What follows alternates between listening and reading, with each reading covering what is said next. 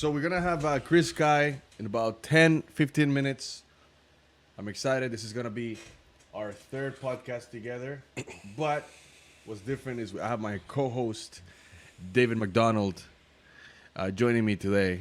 I like that you're here, brother, because you're a lot more in tune with what's going on than I am. Thank you. You actually keep me up to date. So I know you're coming in loaded with some fire questions, but what are you mostly looking forward to in this conversation? I'm just looking forward to actually get to finally talk to Chris. You know, I've been following him for quite a while now. I saw his content pop out a few years ago, actually at the start of this pandemic, when he was kind of talking about everything that's going to happen. He basically laid it out step by step about everything that's going to happen. First, it's going to start with the masks, and then it's going to start with the vaccines, and then the vaccines don't work unless you wear the mask. And boom, step by step by step, goalpost moved after goalpost moved. You know, we're slowly going to have our rights eroded. And I've really, really, really been a big supporter of the message that Chris is sending, and the way he's going about it. He's not shy about speaking the truth. He says it like it is. And, you know, this guy has been arrested 27 times now. He's been charged 72 times, and he's beaten every single one of them. And like he's been saying, you know, what does that say? He's either the luckiest man alive, or, you know, these are politically motivated charges and arrests. And the world needs more people like him speaking out against all the injustices that are happening to us, and just the slow, systematic erosion of our rights and our freedoms, and the creation of a two-tiered society where there are the haves and the have-nots. And, you know, I'm really excited to get to kind of pick his brain and see what he's going to do and how he can help us, you know, with his run for mayor in Toronto, you know. So The run for mayor is tomorrow. It's tomorrow. So this recording today is Sunday, the 25th. Yeah. So tomorrow, Monday, the 26th, is the election. So make sure you guys go and vote if you're watching this on a day that you can vote. Yeah. But yeah, man, I'm excited, bro. I'm excited to see him, you know, lighting up the place, draining the swamp. Drain the swamp. Draining the swamp, Absolutely, bro. man. Absolutely. If All I was the in Toronto, I'd corruption. vote for him too. But Yeah. 100%. Do you think this is gonna be like a stepping stone to get to keep moving up the ladder?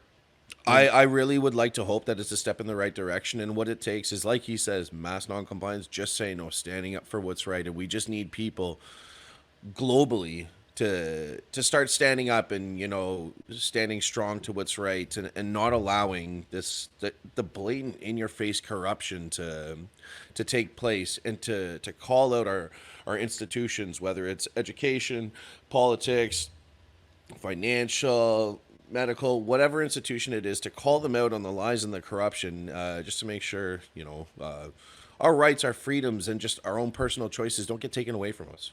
You know, it's super important, and this is, you know, these are defining moments in history about, you know, what's going to be happening nowadays. These are pivotal times. Yeah, absolutely. Yeah. Absolutely. And it's just, we're at the point now where, you know, their plan has been laid out in front of us, the 2030 agenda. You will own nothing and you will be happy.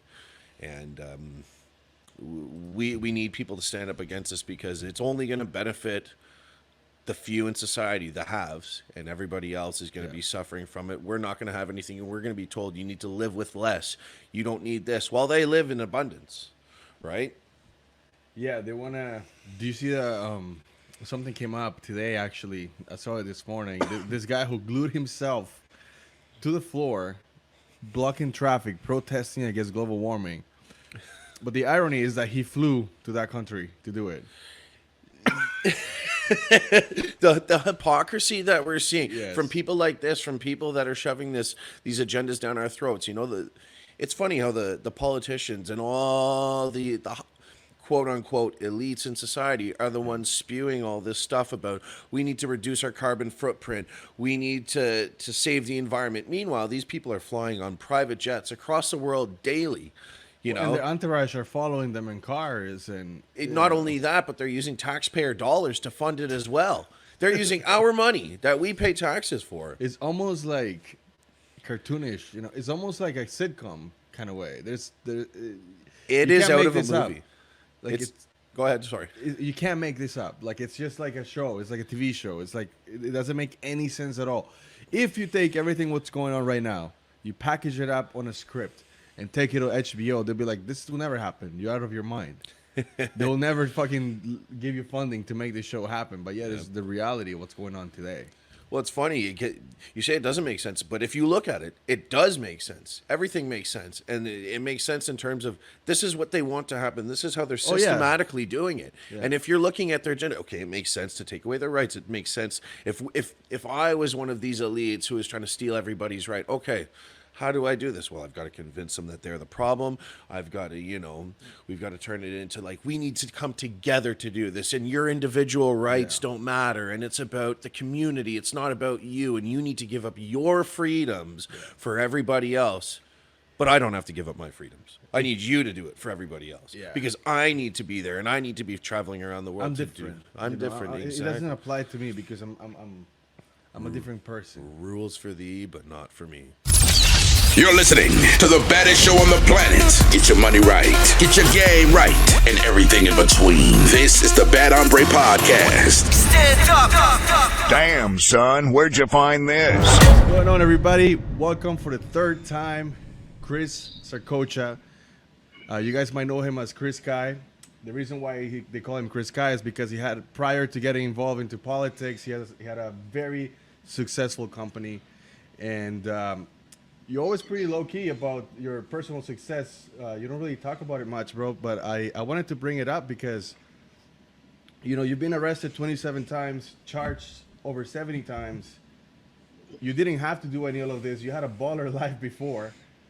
What's the motivation, and is it all worth it? The motivation was obviously trying to help people, in particular trying to help the youth, because if we don't have the same opportunities for the youth that I had when I was their age, we don't really have a future for the country. And if we don't have a future for the country, then not only have we failed ourselves, failed our families, we failed the country as a whole, and we failed the future generations. That's unacceptable to me. Every adult citizen in their country has a responsibility to leave that country in a better or equal position for the next generation, whether that has to do economically, environmentally, etc. And we're not really doing our job. We've been apathetic for the last 30, 40 years. The whole boomer generation has been just sitting idly by and letting the politicians run their lives, run the cities, run the country without any real oversight, without any real scrutiny, and with absolutely no accountability whatsoever.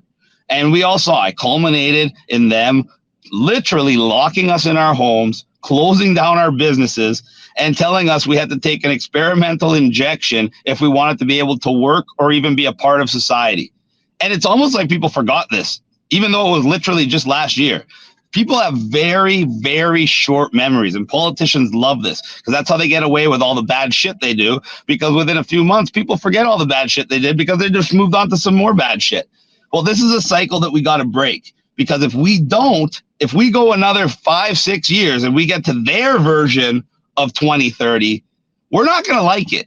Our kids aren't going to like it, and they're going to be the ones to suffer, as well as their kids in the future generations. So I could do what you said. I could probably retire right now. I could sell my properties in Canada. I could go live virtually in any country in the world. And have a pretty damn good life. And I'd be perfectly happy, perfectly fine. My family would be great, but I would still feel like I failed in my personal responsibility, and I would feel like I failed in my life's mission.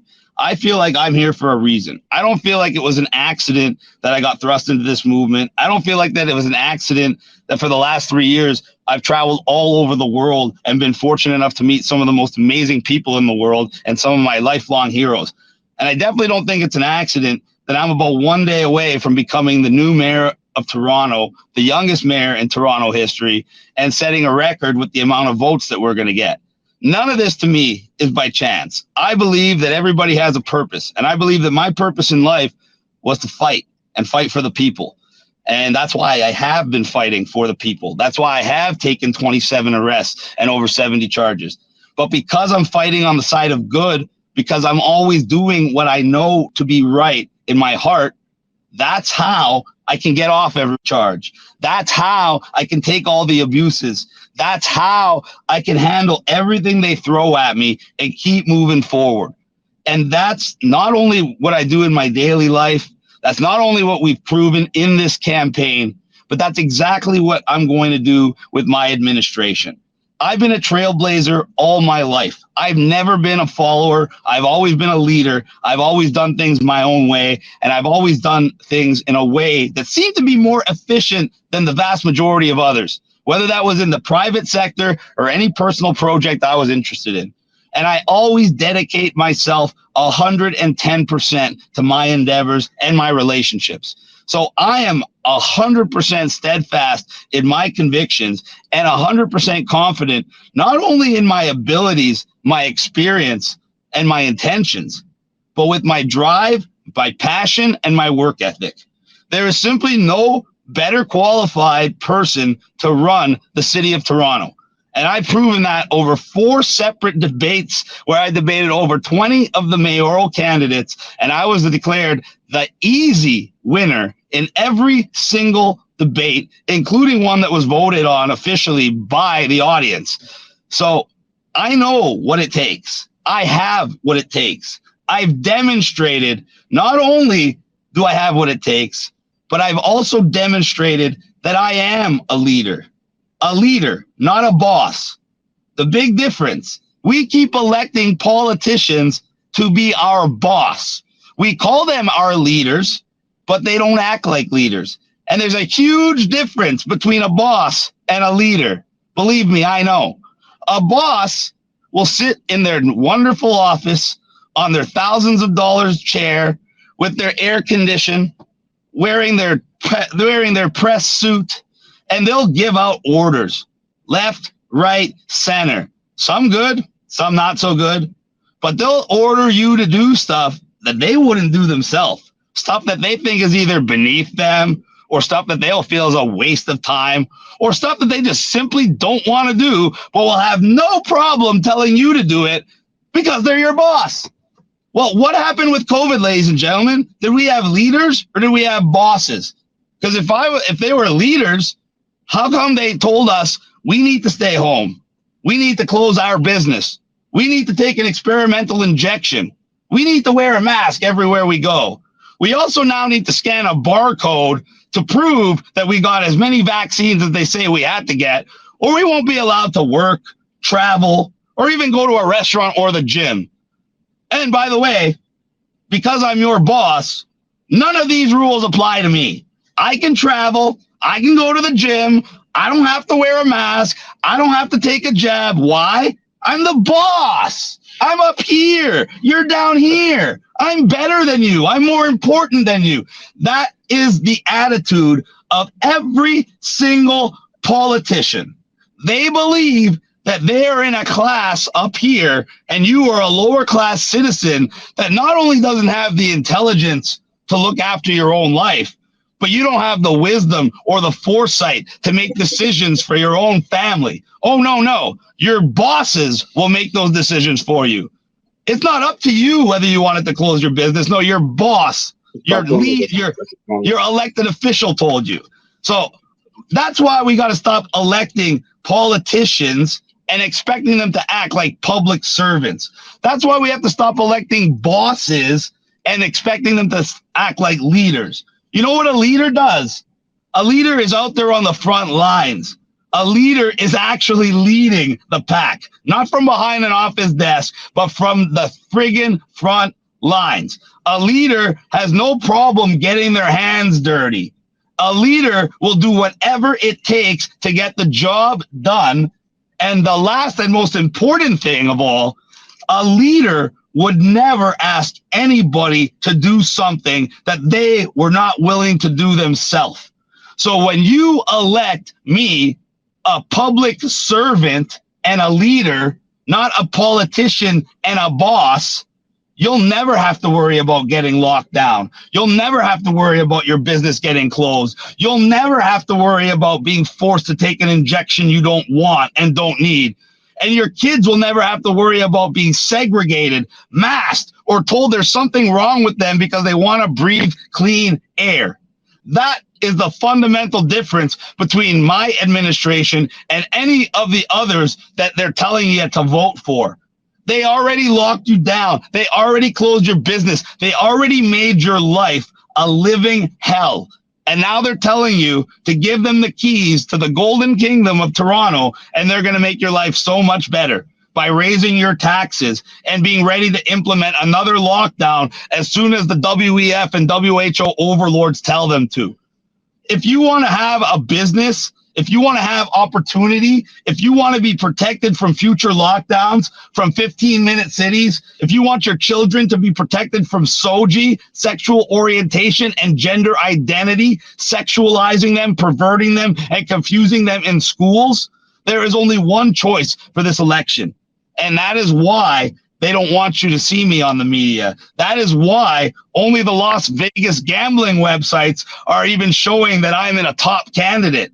And that is why I'm banned from advertising on the TV, the radio, the buses, the subway, or any medium that gets any type of government funding. And that is why everything that slanders and defames me online can always be traced back to funding from our government. Our government has been lying to you every day of your life.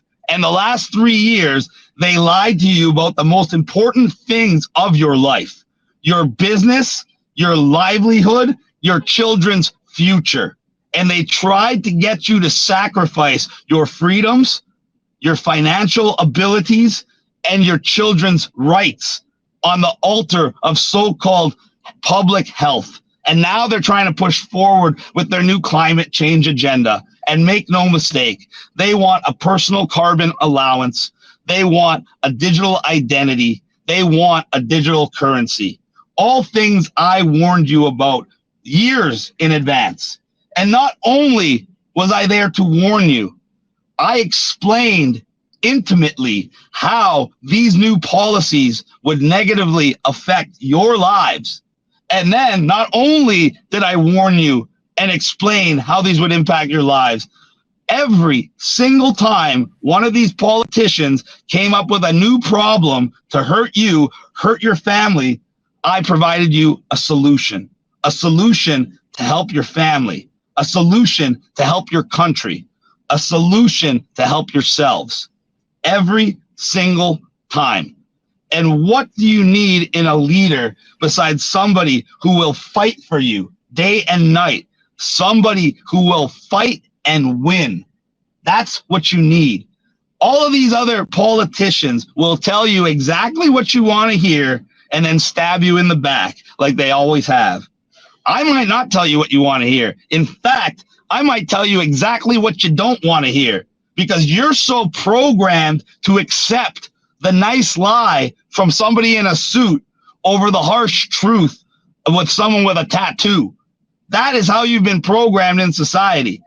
Thankfully, because of the government's disastrous COVID scamdemic and the compliance and the apathy of the mainstream media that's supposed to be exposing this kind of thing, the people have realized that they can't trust their government. They can't trust their media. They can't trust their public health officials. But there is somebody they can trust. There's somebody that hasn't lied to them for the last 3 years. There's somebody that fought for them every day and put his own life and his own safety and his own freedom on the line. And there's somebody who actually has a plan for this city that will address the massive waste, the budget deficit, the housing crisis, the transportation crisis, our garbage crisis, our tax crisis. We have a tangible plan, and we know how to implement it, and we know how to drastically change your lives and your communities for the better. And what else do you need in a leader besides that? You know, man, it's I've been a big fan of the message and supportive of the message that you've been sending from the very start of this. You know, you've been the only person that I can see that is willing to tell it like it is and tell the truth. You know, we've got these politicians who are lying to us, and our medical institutions and all these other institutions that are lying to us day in and day out for financial and political gain. And, you know, you're the only one I truly believe who is standing up for the people and standing up for what's right. And like you just mentioned, there's a lot that you just said there, and there's a lot to take in. And like you just said, we've got these politicians lying to us, and this corruption is rampant and blatant and in your face. One of the things that you've been mentioning on your platform is you're going to be dealing with this corruption. And I absolutely love that. What are some of the things you're going to be doing? Because we're going to have to work with these politicians, which is unfortunate. And do you feel like, there's going to be a lot of, hoops that you're going to have to jump through to try to get things done with people who don't see eye to eye and don't want these things that you're doing to help the people, right? What are you going to do about that? Because there's a lot that you just said there to take in, with the children indoctrination, with the scamdemic and all of that stuff, Well, a lot of what I talked about has to do with budgetary financing. And as the mayor, I have complete control over those purse strings. So it's really easy for me to simply defund SOGI and anything like that from our schools. And with regards to how I'm going to deal with the corrupt counselors and all the rest of them, it's pretty simple. Just like they got everybody to fall in line, I can do the exact same thing. Only instead of falling in line for an evil agenda, they're going to fall in line for a good agenda. It's not going to be hard to scrutinize and find out which of them are the most corrupt and which of them have done the most theft and other bad things. And as soon as I scrutinize and hold a few of these people, and I use that term loosely, accountable, you'll see how quickly the others fall in line and the others remember their charter as a public servant instead of being a politician. In fact, once I am elected, and this was on the Toronto website up until about 2 weeks ago, and I have screenshots and printouts to prove it, there was a City of Toronto charter. And it literally read word for word like the video I made where I said, I am not a politician, I am a public servant. And I went and explained the difference. And that's exactly what this city charter says. It says that all of our elected representatives are public servants, not politicians, which means they must, by law, serve the public trust and serve the public's best interests. And it's quite obvious that they have not been doing that and don't even intend to be doing that. And as soon as we made a copy of this charter, it is now taken off the City of Toronto website. So when I get elected tomorrow, not only are we going to put that charter back on there, I'm going to make each and every person in my administration swear on that charter and sign a charter like that. And if they don't, they can sign the other form, which is going to be their resignation. And for anybody that's got a problem with that, no problem. Give me your name. And I'm gonna hold a press conference, and I'm gonna list every counselor and every elected representative that has a problem with signing a declaration that they are now public servants, not politicians, and we'll let them explain to the people why they believe that they should be able to do that. You think they're still gonna give me problems, or you think they're gonna do their job? Oh no, I think they're gonna do their job. Absolutely, man. The way you're outlining things is just, again, it's everything I agree with, and I really think that you're the person that's going to be doing the public justice, right? And then you've got all these hit pieces coming out about you, and it's just constant attacks on and like I was saying, you've been charged over 70 times, you've been arrested 27 times, and not a single charge has stuck to you, and you haven't done a single thing wrong. Meanwhile, we have these politicians blatantly stealing from us, blatant corruption, and nothing is happening to them. No charges are being placed. And it's just, of course. Like, well, it's because we're under a state of mass hypnosis. What does the word government even mean, Chris? I'm having internet issues. Oh, he's having internet issues here. Oh, really? You can answer that for me. Yeah. It's so weird. I've never had any internet issues ever here, bro. This is the first time. Okay, so what does the word government mean? I couldn't tell you, my man. It comes from Latin. It's very simple. It comes from Latin. Govern and mente. Govern is control. Mente is minds. Yeah. So the word government literally translates to mind control. Jeez. And now it makes a lot more sense when you realize that whether you're watching CP24, Global, CBC, CTV News, etc., every single one of them gets government funding in the form of what they call wage subsidies, which means the government is paying for the employees' salaries of all of those media companies with our tax dollars. And then that gives them the control to make the media say whatever they want. And when you have a government saying one thing, a media saying the same thing, and then government officials like police arresting people like me and trying to say the same thing. Now you have 3 organizations, the government, the media, and the police, all funded and all controlled by the government with our own tax dollars, all trying to control your mind and say, do not listen to Chris Sky, even though everything he says is 100% true and cannot be argued and can easily be verified. Just don't listen to him because he's scary, he's crazy, he's a criminal, he's this, he's that. Anything possible, call me any name possible, discredit me any way possible. But whatever you do, don't listen to what I have to say. Why? Control minds. Because if you can control people's minds, you can make them vote for stupid people like Olivia Chow, and you can make them vote in communism, and you can make them vote away all of their rights and freedoms and their financial stability, and they'll love it because they think they did the right thing because they did what the TV told them to. Why do you think Olivia Chow is number 1 on all the betting websites? You think it's because she actually has support? Or you think it's because the media, every channel for the last month and a half is saying that she's in the lead, she's untouchable, this and that? That is the sucker's bet. When all the money is on somebody, that means that person is not going to win. Or guess what? The betting websites would not be in business because they would lose and they would go bankrupt. So they use the media to control your mind, and it goes through not just the elections, it goes into the gambling, it goes into every aspect of your life, right down to controlling the kind of clothes you wear and the kind of food you eat.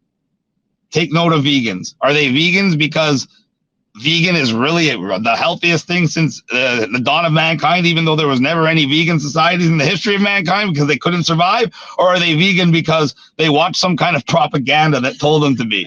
Let's be honest. And let's go to our LGBT community that's now trying to indoctrinate our children. Do you think a 4 or 5-year-old really knows what non-binary means or really knows if they want to be a boy, a girl? No, unless an adult teaches that to them. So once again, everything around us, all these wonderful agendas that are being funded and spearheaded by the government are for one purpose: to control the way you think, control the way you feel, control the way you act, including the way you vote. That is what the mainstream media has become. It has become a so-called arbiter of what reality is for a lot of people. But thankfully, in the last 3 years, they lied so much and so blatantly and lost so much credibility. Virtually every single mainstream media station would be bankrupt right now if it wasn't for the government stealing money from us and giving it to them so they can then use the money they stole from us to try to manipulate the way we think and feel. Let that sink in, ladies and gentlemen. Your government is stealing billions of dollars a year from your pockets so they can pay the media to lie to you, to allow them to get more control over your life and allow them to convince you to give up your freedoms, allow them to convince you to give up opportunities for the future, and to tell you that you're not a good Canadian if you disobey the government. Well, guess what, everybody? Canadians are known for being nice. Nice people, the nicest in the world, the most tolerant. Our government loves to throw that word around, tolerant, and pretend like it's a good thing.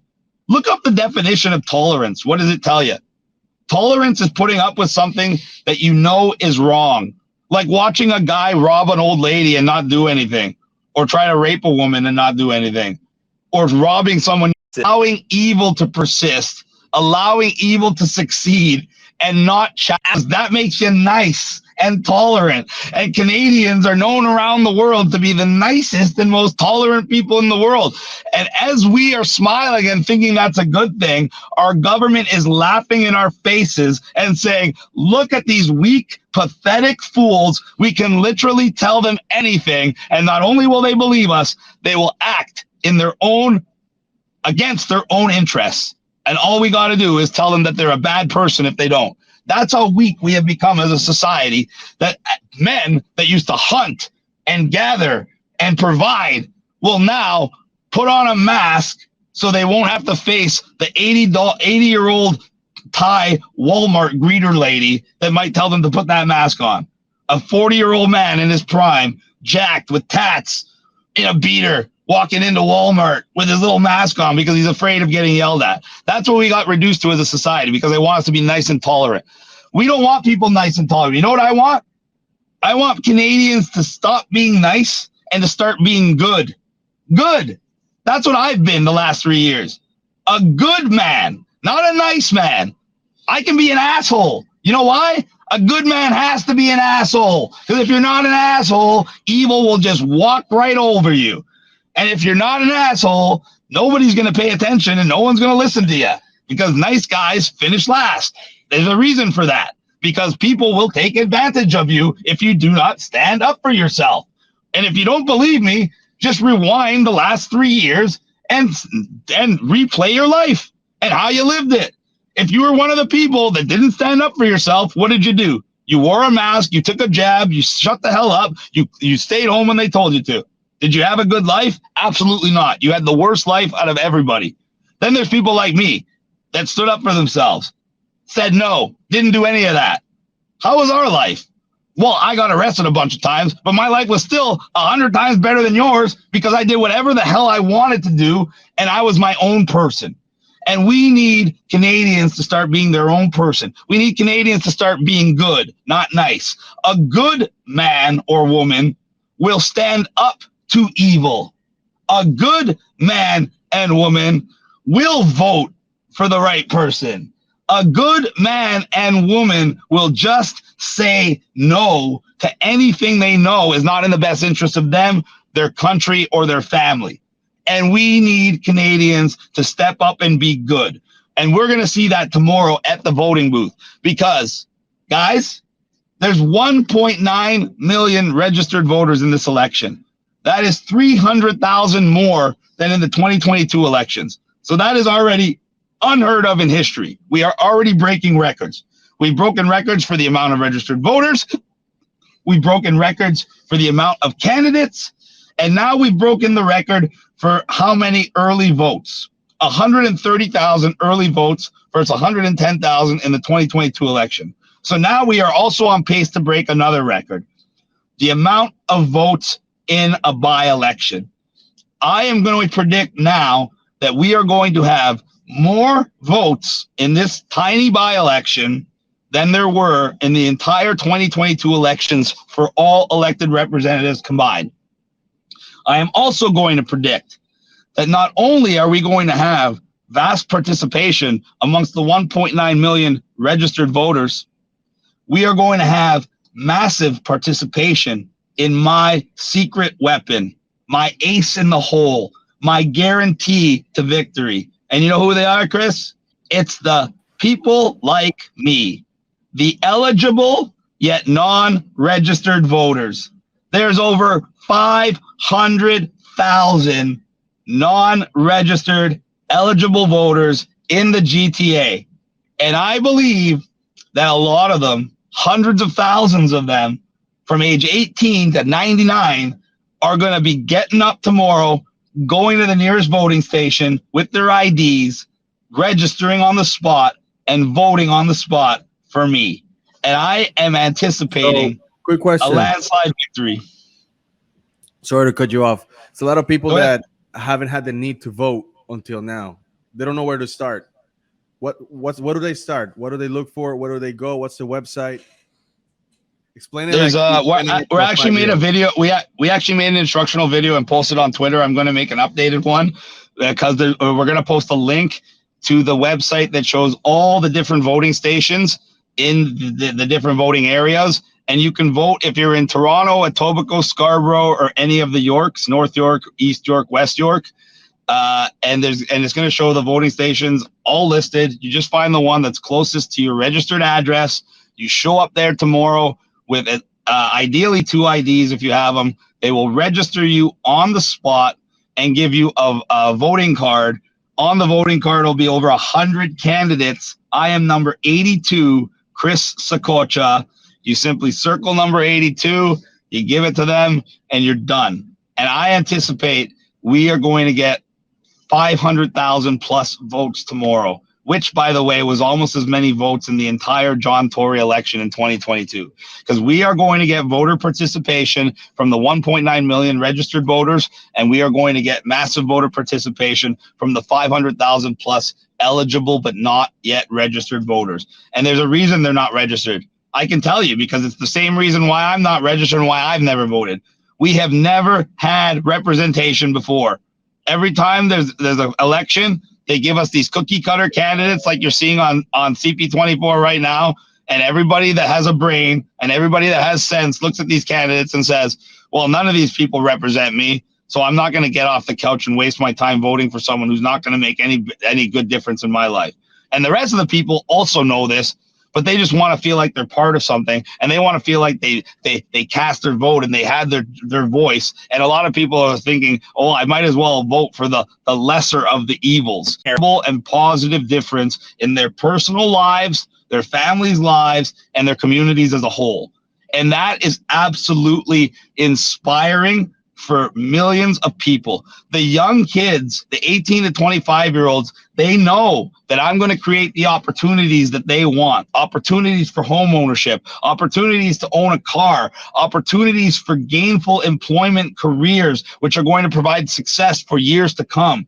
The older people know that I am the only candidate that is going to be fiscally conservative, fiscally responsible, and attract the type of billions of dollars of investment needed to bring up the GDP and revenue of our city to enable me to not only balance the budget, but provide us a budgetary surplus, which will enable better services for less cost and allow me to lower the taxes, starting with property taxes for seniors and carrying on from there. I am the only candidate that has something in his platform for everyone, for the young, the old, the middle age, the private sector, and the government itself. My policies are win, win, win. They work for everybody. They provide revenue. They provide jobs. They're good for the environment, and they're good for the progress and expansion of our once great city of Toronto, which by my leadership will be the greatest city in the world within a few administrations. Feel like there's going to be any interference tomorrow? There's going to be massive interference, and I can already tell you what it is. Yeah, I'd love to hear it. Well, it's already suspect that there's 300,000 newly registered voters, because when you have 1.6 million registered voters in a full election, and then one way in the how that's never happened before in human history, and we already and it should raise eyebrows, and it should let people know that there's probably some type of fraud that's going to take place. If that wasn't bad enough, we also know that there are now up to 300,000 mail-in voting ballots eligible for this election. So they're doing the Joe Biden thing, where you might get hundreds of thousands of mail-in ballots for one person. And the scary part was, when I broke this information, it actually prompted a whistleblower from the Brampton area who, according to Rebel News, has a 100% accuracy rating in his intel. And after vetting the story through multiple lawyers, Rebel was allowed to fill me in, and they published the story. And it was based upon the information that I gave with the 300,000 newly registered voters and the mail-in ballots. Well, this team uncovered that Mark Saunders has been using something like 40 to 50,000 of these mail-in voting ballots and using them on newly arrived Canadian immigrants from the Tamil and other communities, where these people are literally just entering the country. They don't know what's going on, and they're getting them to fill out these mail-in voting ballot forms by the thousands and voting for Mark Saunders and providing them a monetary incentive to do so. So they are literally buying votes from immigrants and using them as mail-in voters to try to bolster their numbers. That's how desperate the establishment is. And this story has been verified by multiple legal teams, which is why I'm even allowed to talk about it. And I'm sure that's not going to be the only scam we see with the mail-in ballots. And that's why these campaigns, these establishment campaigns, really spend a lot more money than people realize. We spent money, don't get me wrong. We had to spend a lot of money on all the ads and everything we did. But we spent a tiny, tiny fraction of what these other establishment candidates did. Yet we have more reach, we have more voter potential, and we had a much more efficient and much more effective campaign. So what does that tell you about how my administration is going to be? I'm going to spend a fraction of the money, but we're still going to get a better result than they did. Love it, man. It's yeah. So, I watched your podcast there with Viva Fry, and just in terms of talking about interference and stuff like that. I remember you talking about how there was people waiting outside your house, and then there was that car chase and stuff like that. Do you feel like there's been people that have been trying to scare you, like even more so now, from getting your message out there? Of course, I got arrested before I could even come to Toronto. I got arrested at Edmonton Airport for trying to fly to Toronto. They pretended I didn't have a reservation. And after I got Visa on the phone to prove that not only did I have a reservation, but I made it with a credit card matching my name, which is the exact same name on my passport, they didn't have a leg to stand on. So they just called the RCMP and had me illegally arrested, illegally charged. And I say illegally because those charges have already since been dropped before I could even go back for fingerprints. So that's how completely full of shit they are. And then when I did arrive in Canada, I got threatening letters directly from Elections Toronto trying to prevent me from running. When that didn't work, I got threatening lawyers' letters directly couriered from Goodman's law firm representing the Conservative Party of Canada because they didn't want me running.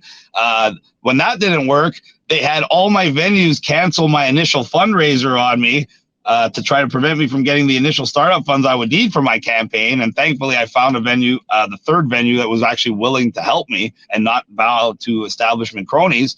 And when that didn't stop me, well, what else did they do? Well, any other candidate can take a picture with any city employee and it's fine. Literally the moment I took a picture with some firefighters who were on duty, and it was a spontaneous moment because they happened to be working in the gym where I was training, I immediately got contacted, immediately was told I could be fined or disqualified and put on notice, and I had to take all these images down. And when I provided them, Elections Canada, an actual collage of all the other candidates doing the exact same thing and asking if they were going to have their pics taken down, they said, no, I'd have to file a formal complaint for that. Man, there's a lot of people who who just say things, you know what I mean? Oh, you should do this. You should live like this. You are living, breathing the epitome of everything you say. Just say no, mass non-compliance. And, it's admirable. And I really, really am impressed by your willingness to just keep going through this and not bow down, like you said, to the establishment cronies. And, it just seems like they cannot stop you. And I absolutely love that because we need this message to get out there. We need people like you in politics to be the public servants that we need, man. So, that's awesome. Awesome to see. And they're not going to stop me. And that's what they're finally coming to realize. No matter what they do, they can slander me. They can defame me. They can attack me physically. They can arrest me. They can charge me. They can do it all. I'm not going anywhere. My voice is only going to get louder. My message is more legitimate. My following more galvanized and larger every single day. Olivia Chow tried to have an event for her just last week. And guess what happened? They canceled it when there were more protesters there than there were actual people to attend her event. This is a supposed front runner of the election who had unlimited amount of funding for her campaign and had the entire mainstream media, every single channel, not only promoting her, but promoting her her little get together there. And it got canceled because 5 people showed up and 15 protesters showed up. So 20 people total, 3/4 of them against you. What happened when I had my party yesterday? We had a barbecue, it was raining, and we still had over 2,000 people show up. So you figure it out. Man, that's amazing. But do you feel like with what they're doing with the ballots, how you were just saying, they got he's buying these new the immigrants and giving them financial incentive to fill out these ballots. Do you think that's going to be enough for them? Because it's obvious the vast majority of people who kind of are in the know they see what's going on. Yep. But then you got the people who don't. And that's why it's not going to be enough. That's why I'm laughing. That's why all of their efforts are futile. Everything they do to me, everything the media tries to prop up the other candidates, all the voter fraud, all the scams, none of that is going to matter because they're still going to split the vote between Anna, Chow, Mark, and then I'm on my own. I'm not splitting the vote between anyone. Anthony Fury might steal like 3 votes from me for the people that aren't smart enough to understand that he's a World Economic Forum tool. But the rest of the people are going to be voting for me. I'm not having any of my votes split. So now, and I have 2 voting pools. I have the 1.9 million registered voters, so they might have tens of thousands of mail-in ballots, but I got hundreds of thousands of real, unregistered, eligible Canadian voters. And that is going to be the difference in this election. I can get enough votes just from the unregistered voters to win this election if they all get off their ass and vote. And I believe a lot of them, hundreds of thousands of them, are going to. And when you combine those with the numbers of people from the registered voters that are going to vote for me, buddy, we have a massive landslide victory where they're going to have to add up the votes of all their candidates to even come close. You know, it's very rare that somebody just kind of comes in new to politics and is able to you know, take things by storm the way you're doing. And, you know, it's just so crazy to see that you're. Sorry. Yeah. No. Sorry, people recognize me even when I'm parked and they come over to say hi. That's what happens. I'm sure that happens everywhere you go, eh? All day, everywhere I go, I'll take hundreds of pictures a day, and that's not an exaggeration. It's pretty awesome. I can't even put up a lawn sign. First of all, I'm the only asshole that'll put up his own lawn sign, and I'll do it at 3 a.m. Can you imagine? Let's just stop for a second. Could you imagine Olivia Chow or little Josh Matlow hammering out their own lawn signs? No. Exactly. And you know what happens every single time I do? It could be 3 a.m. and one car might drive by. That one car will stop and ask for a picture. That's the kind of support we have everywhere I go. Even homeless people were knew who I was and telling me they're going to go vote for me. I'd never seen such a thing in my life. Oh, hi. It's happening again. Good. Hi, guys. Sorry, I'm just on a live show right now. Yes, I am. Thank you so much. I hope you're voting for me tomorrow. Thank you. What did we just say? I'm literally just parked in a parking lot, and there's like one person walking by every 5 minutes, and every single person that walks by not only recognizes me, but feels the need to come over and talk to me. That is the kind of connection we have with people. You know who called me a few days ago? Who's that? Renata Ford, Rob Ford's widow. Oh, and you know what she said to me? You know what she said?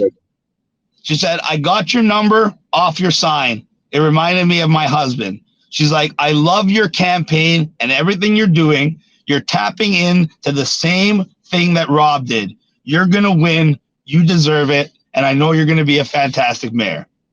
And coming from her, that meant a lot.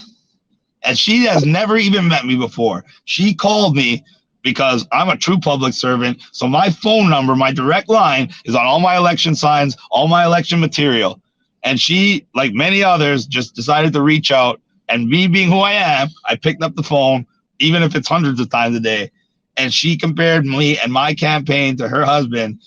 And that meant a lot to me, because me, Rob, was the best mayor we ever had. Yeah, so far. I look to take that title. I look to take a lot of titles. I look to take a lot of titles tomorrow. Winning the election with a record-setting number of candidates, winning the election as the youngest mayor of Toronto history at 39 years old, winning the election with the most number of votes ever as mayor. These are all things that I have a feeling that's going to happen tomorrow. And I have a feeling it's going to happen too, man. I have a lot of faith in you. You've been spreading the message. I was looking at the first podcast we did in 2020. And literally everything you said was happening. I was listening to that yesterday just to prepare for today, and you haven't missed. Scary, right? It's kind of scary. And it's like, man, what do you? But you're very smart. You can see patterns. You can read through. It's not that I see patterns, bro. You want the truth? Everyone wants to know how I know all this stuff. Tell me. You guys want the truth? You want to see behind the veil? Well, where did I come from? Who's my father, and where did my family, and who did they work for? Yeah, exactly. Does anybody know? I'll explain it, because I have no problem exposing these people. Well, everybody's heard of the Rothschilds and the Rockefellers, right? Of course. But not too many people have heard of the Bronfman family in Canada, which are basically the equivalent. Massive mining, banking family conglomerate. They also own the largest developed company in Canada, Cadillac Fairview Homes, or they did. And Cadillac Fairview was one of the largest builders of houses, condos, shopping centers, et cetera, et cetera. Well, these people were known as like the elites of Canada. My father happened to work for their company. He was the head of low-rise residential construction. His best friend was their vice president of operations, also known as their right-hand man, a man by the name of Joe Wolf.